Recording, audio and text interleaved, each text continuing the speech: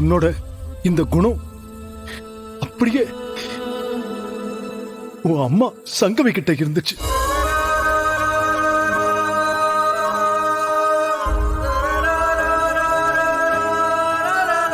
முப்பது வருஷத்துக்கு முன்னாடி என் மனைவி சங்கரி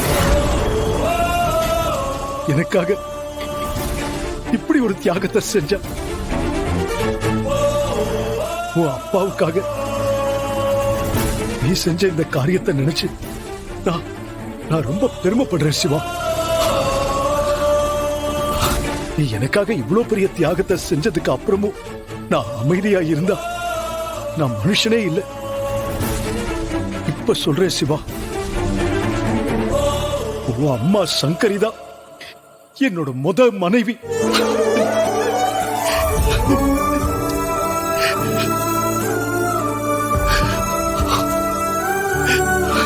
நீதாண்டா என்னோட மூத்த பையன்.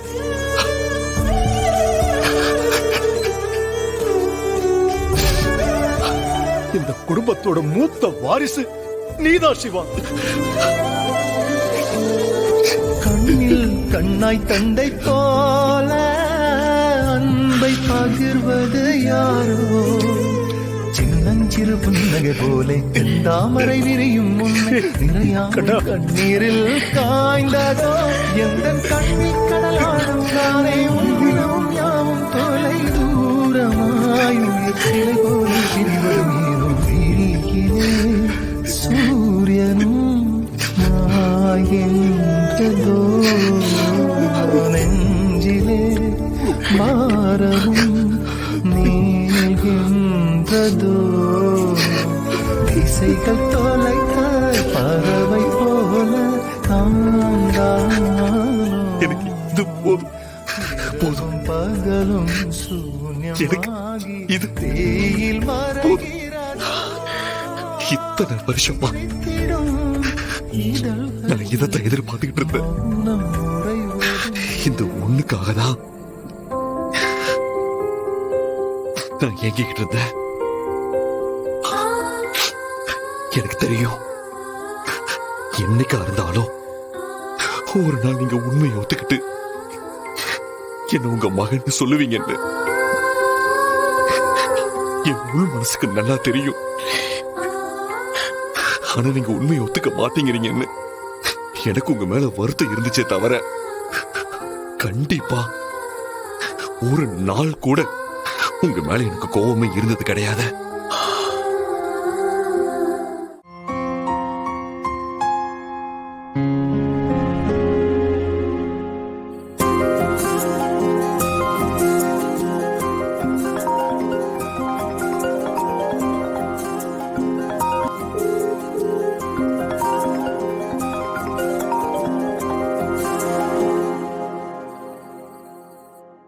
என்ன இந்த நேரத்துல கால் பண்றான்?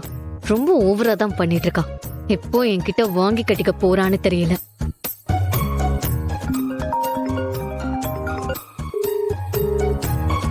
பட்டன் பொண்ணனா விடுறாளா பாரு. இன்னைக்கு இவளுக்கு நேரம் சரியில்லைன்னு நினைக்கிறேன். என்ன போனே எடுக்க மாட்டேங்கிறான்?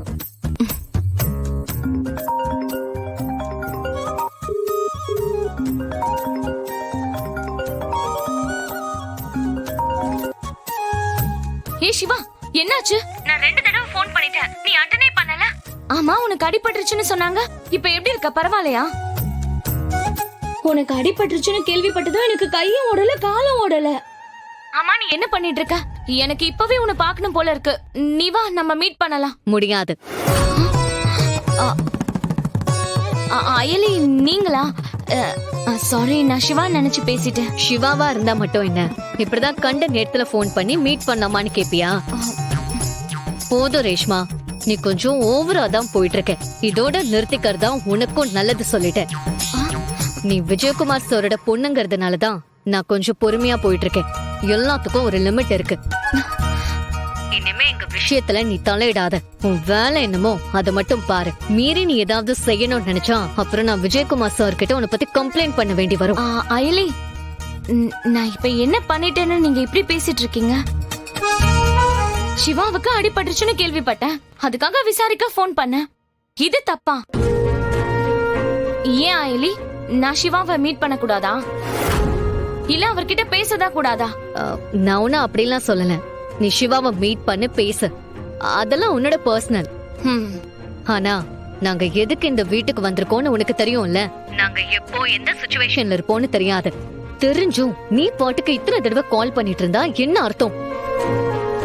சிவா கிட்ட பேசுறதெல்லாம் வெளிய வச்சுக்கோ. நாங்க வீட்ல இருக்கும்போது கால் பண்ணாத.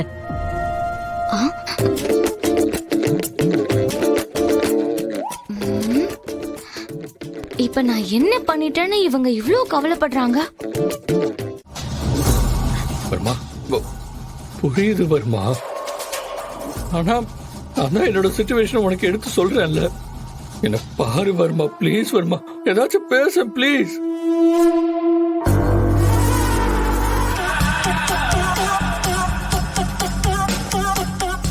வர்மா, டேய் எடுத்து வா.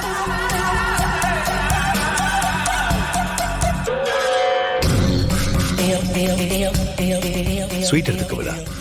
எதுக்கு வர்மா? இவ்வளவு நேரம் நீ பேசுறல, அதுல நான் கன்வின்ஸ் ஆயிட்டேன்.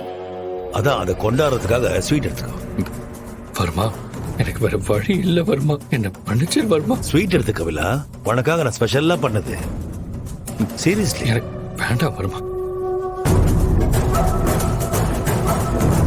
ஸ்வீட் எடுத்துக்க. ப்ளீஸ் வர்மா, சொல்றது கேளு. இப்ப நீ ஸ்வீட் சாப்பிடுற. வர்மா, எனக்கு வேண்டாம் வர்மா. என்ன ஸ்வீட் எடு, ஸ்வீட் எடு, ஸ்வீட் எடு.